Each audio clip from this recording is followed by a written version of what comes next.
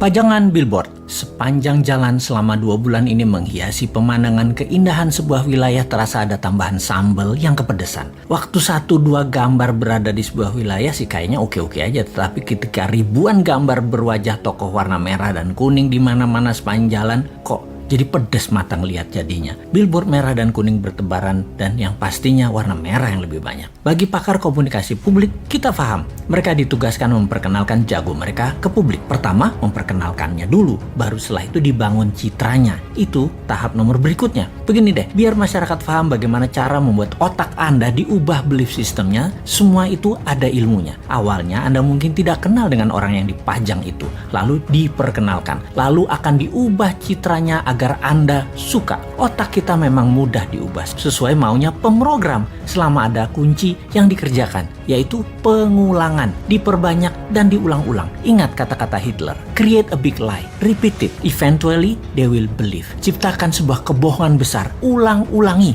pada akhirnya mereka akan percaya. Sekali lagi, kuncinya adalah pengulangan. Jadi semua ini ada rumusnya dan hal ini bisa dipakai di produk sahabat atau di personal branding ketika Anda mau menjual diri Anda, apapun tujuannya. Salah satunya ingin jadi presiden. Rumus dasar promosi changing belief ini ada 4 step, di mana pikiran manusia yang ditarget tadinya akan diubah sesuai tujuan pemrogramnya. Yaitu 1, manusia itu unaware atau tidak kenal di awalnya. Kemudian 2, dia aware, menjadi tahu atau knowingness. Ketiga, likabilitas atau kesukaan.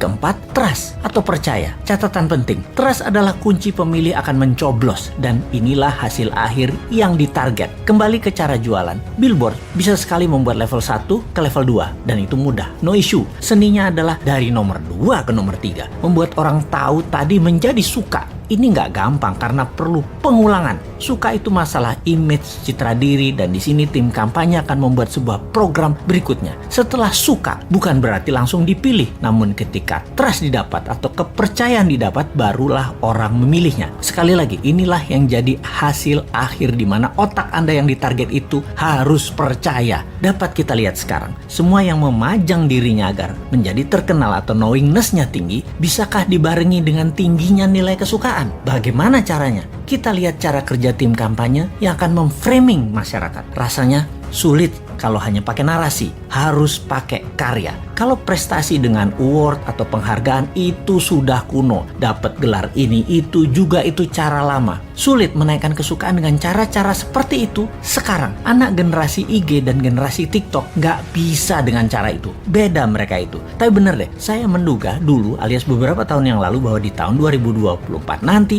orang yang menang di dunia digital atau di dunia maya peluangnya besar untuk dikenal dan disukai. Namun fakta menarik, karena ekonomi tidak tumbuh seperti janji kampanye, maka dunia maya hanya bisa mencapai 80% populasi urban atau orang-orang kota dan hanya mencapai 36% di pedesaan atau daerah rural. Alias kalau di total 55% manusia Indonesia ternyata belum terjamah informasi melalui internet dan sosial media. Dalam 5 tahun ke depan dari tahun 2019 ke tahun 2024, kalau ekonomi maju seperti target pejabat negara, maka perkotaan bisa mencapai 100% manusianya terjangkau internet dan 70% daerah rural, area pedesaan dan pelosok bisa mencapai 7%. Tapi hal ini tidak terjadi. Faktanya tidak tercapai. Maka spanduk, baliho, billboard masih jadi pilihan untuk membuat nomor 1 dan 2 dalam strategi pengenalan calon. Tapi 3 tahun itu masih lama. Bahkan orang yang disukai pada saat ini dalam 3 tahun lagi bisa jadi tidak disukai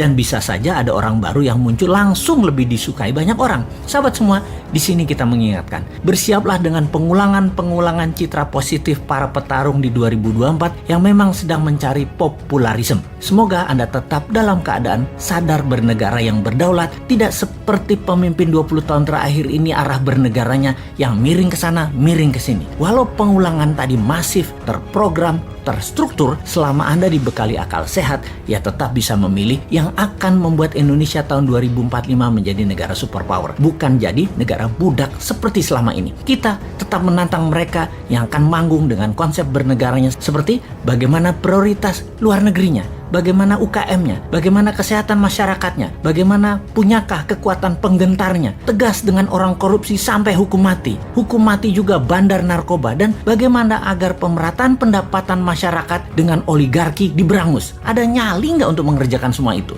Masa hanya ada satu orang bosman aja yang tersedia, yaitu Putinnya Indonesia, yang kayaknya sih lengkap konsepnya. Ya, gak pantas lah orang bodoh ngaku pinter itu untuk ikut menari di 2024.